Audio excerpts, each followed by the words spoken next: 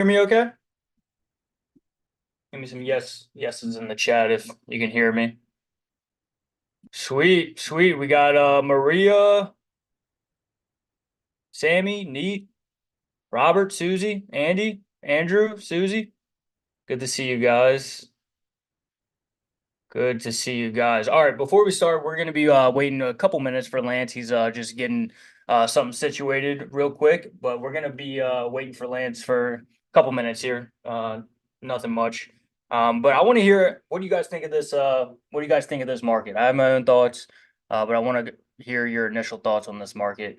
On NQ today, down 1%. Um, Not looking terrible. I mean, a little bit, but I want to hear your thoughts. Crazy. Yep, I agree with that. What's up, Hawks? Andy? It stinks, Ty says. Why does it stink, Ty?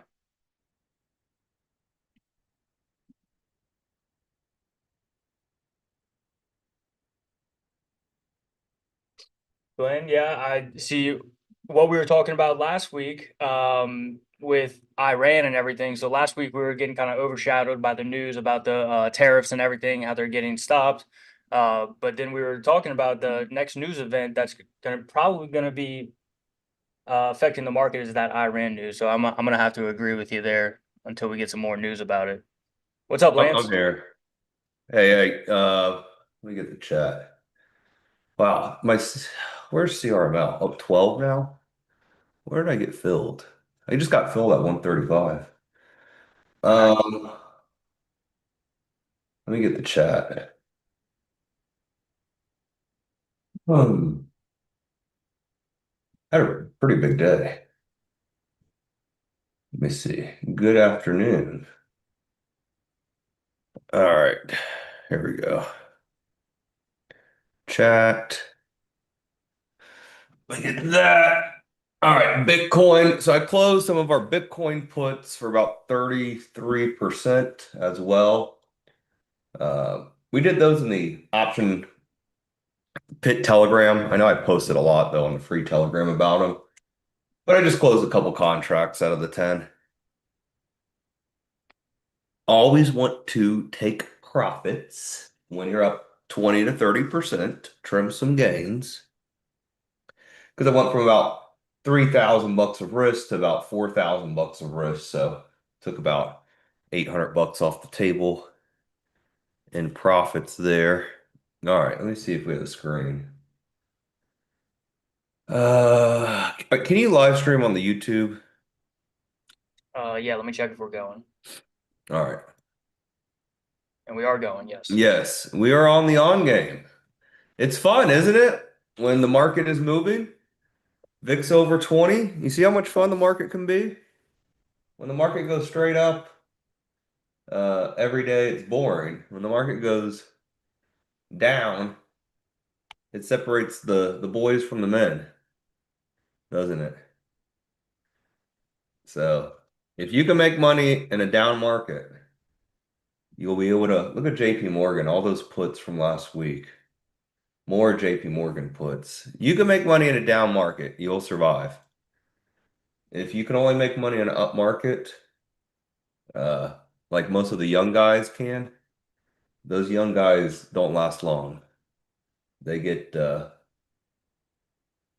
they get whacked and they blow up, and then they're gone. I had a lot of friends in 2022 blow up. Who a lot of the tech crypto bros. All right, man, USAR is already ripping. No, go down, USAR. All right, let me get the chat. And we're almost at 100% on a 4 p.m. trade today too. Pretty big cushion. About 70 points. All right, let me see. Can y'all see my screen in the chat or no? Yep, we can see it. Okay. All right, good. Those PayPal calls, oh my God. What a move. All right. So let me ask a question in the chat. What is the rule of thumb with the VIX over 20? What do you do with the VIX over 20? We talked about it a lot lately, but let's see.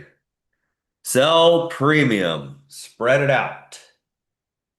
Spread out your trades. Look at CRML, baby. Oh my God. Should we sell more? Uh, I'm gonna try to sell more CRML at 150. What are we at? 140?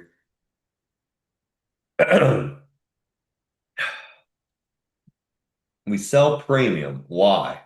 What happens when the VIX goes up? Option prices become expensive. That's right. So when option prices become expensive, and why is that? Because stocks have big implied moves. So you'll see a stock move. What is this thing? Like Robinhood. It's very common if you look at the ATR. We'll do a little study here. And we'll look at a blank chart. How about this? We'll look at a blank chart. We'll add in implied vol. So let's do a stock like Robinhood.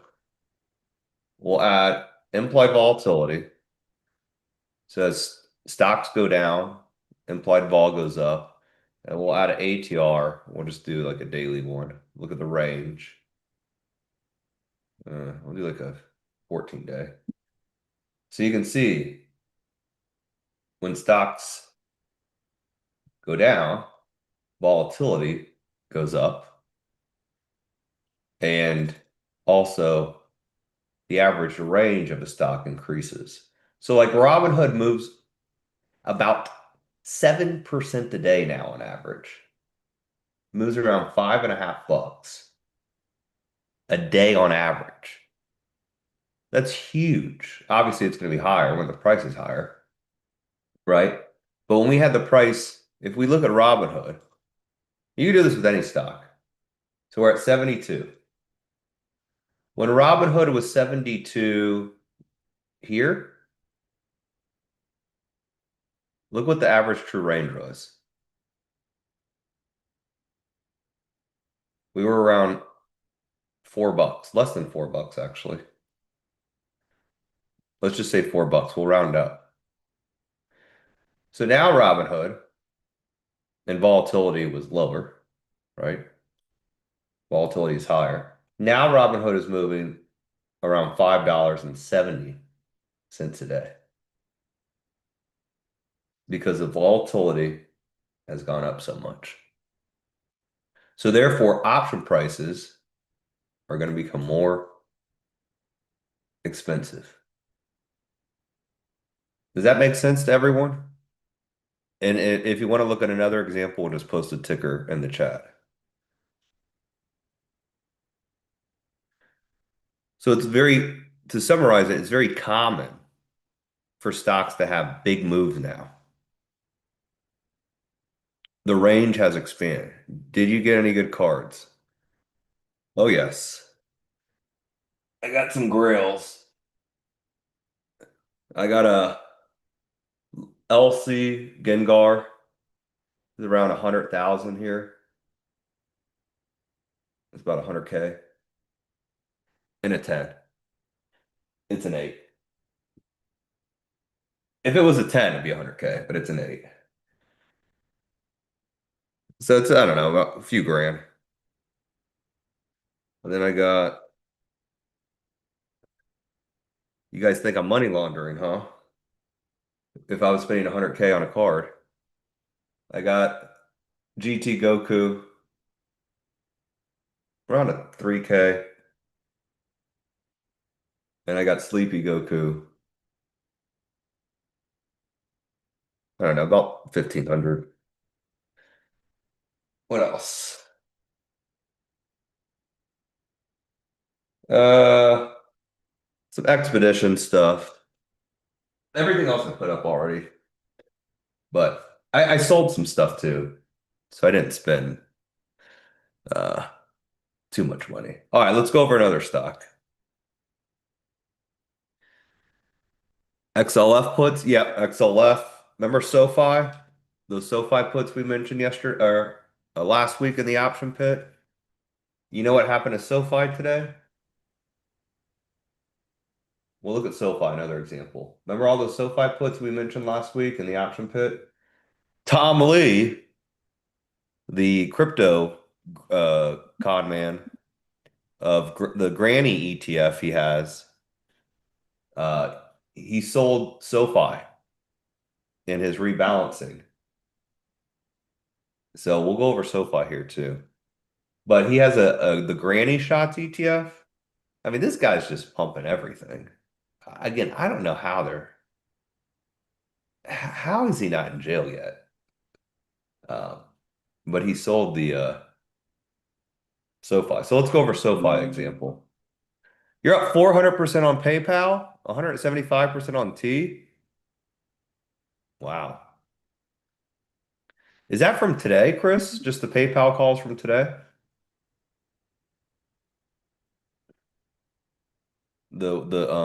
The ones that hit the scanner, the news flow scanner? Because they've been lapping PayPal. A lot of calls. They probably get bought out. 48% on SoFi. Nice. Nice. Yeah, the option pit is our real-time Telegram. It is members only. It's not free.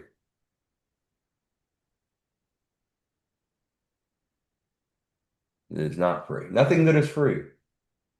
Mandami taught me that. All right, let's go over SoFi. Same kind of scenario. Or yeah, we'll do SoFi. We could do IBIT too in a little bit. So SoFi, same. We'll do same scenario. By the way, H cell pattern, right? Just like on Bitcoin. So we're at 18 bucks on SoFi. Average range is 116. So the stock moves $1.16 a day.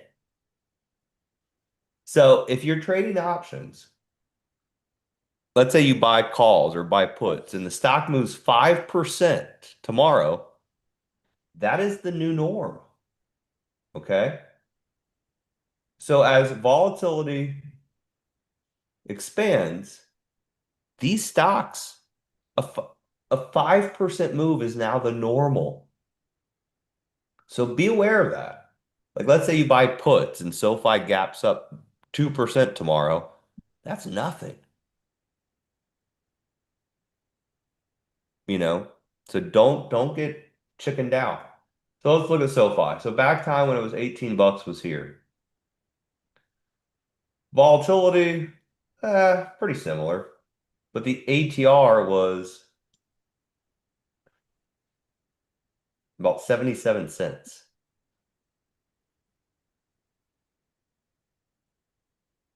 So SoFi now moves almost 50 cents higher a day. That's huge. So those option prices, ooh, let me put an alert here at 150 on the CRML. So those option prices now are going to reflect that in SoFi.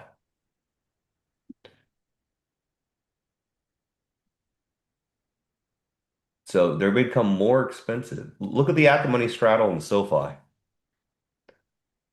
You're looking at around $1.20. That's huge. Massive. It's almost like every stock in the market is about to report earnings. That's the way volatility is pricing in. Very, very large moves. So you're going to see that up and down in stocks. So what you can do, we can look at one more. Excuse me. Someone give me another ticker in the chat.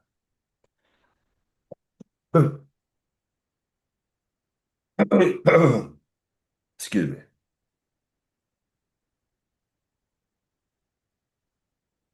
Workday is not liquid enough. Let's try another stock.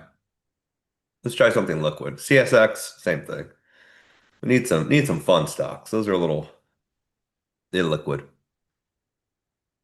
CRML, we did Hood. Microsoft, we'll do Microsoft. Man, all these software companies, huh? Now Services, Oracle. Kind of scary, isn't it? Kind of scary. So like Microsoft, again, another H cell pattern. I feel like we could find a million stocks with a pattern. I should trademark it. So like Microsoft, we'll do the same thing. Implied vol, very high. Implied vol, this is insane. Before earnings, implied vol was here. Usually after earnings, what happens to volatility? It goes down, right? Just like it did here.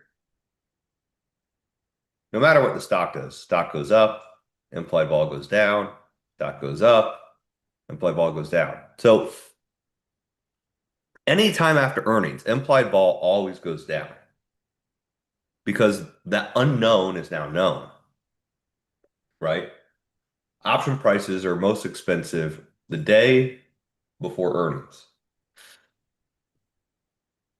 But what has happened this time? This time it's different, quote unquote. Implied volatility is almost at the same percent.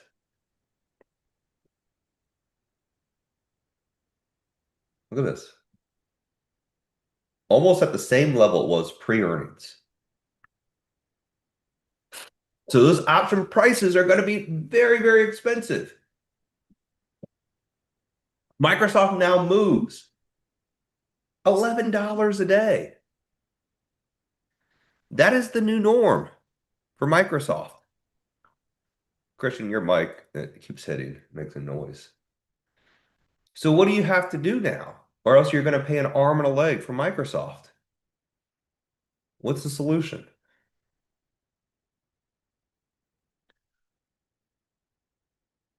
To combat those high option prices. How do you combat them?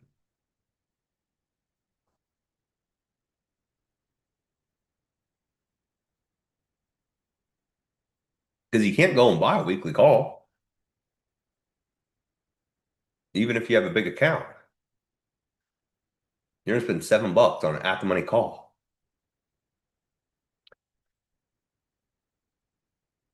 Can't do that anymore. You need the stock to move $21 to triple your money. Can't do that. Nice puts in America and United here. So you gotta spread it out. Spread it out. So if we know Microsoft moves, what did we say, $11? If it moves $11 a day on average,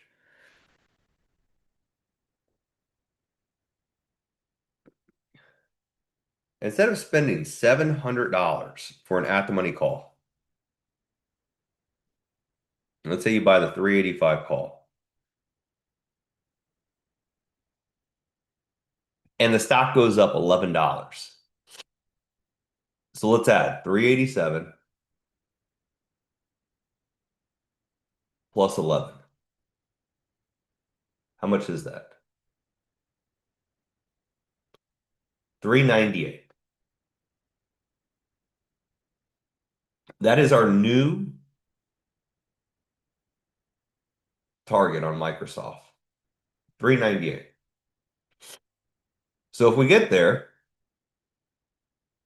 to 398, that would be new norm for Microsoft. That would be the most bullish, great case scenario. So what we can do if we know we have a max price Microsoft can go to, what we can do is we can sell maybe the 397.5 call or the 400 call if we want. We'll do the 400 call to make it easy math.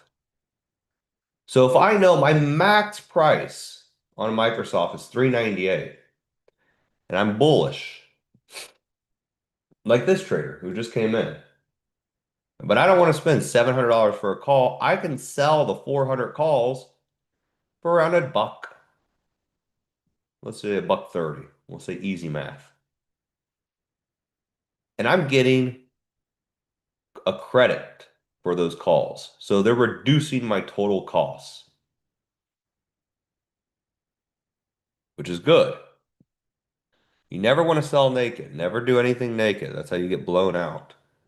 The whole goal is not to get blown out. Never, never do naked options. Ever. You'll thank me one day. Selling naked options is like, it's like collecting a penny because there's no train in the railroad tracks. And then the one time you go to collect the penny, the train comes full speed around the turn. There's no coming back. So if we do $7 was what we paid, we collected a buck 30. Now we reduce our cost to $5.70. So we got a little bit of a discount on that $700 option. And our price target is fixed at 400. It's just a lot smarter way to trade. Or you could do like the 395 call and you'll get about $236 back for that. So it might only cost you 440 bucks. So now our max risk is 440 bucks and we can make 560 bucks. So we make a good amount of money as long as Microsoft goes to the market maker move. What I like to do, and we'll go over this here in a little bit, if I spend $4.40 on a trade, I'm going to aim for 50%. So what is 50% of 440? 220. So I'm going to try to make or sell it at 660 instead of the full 10 bucks to aim for that 50%.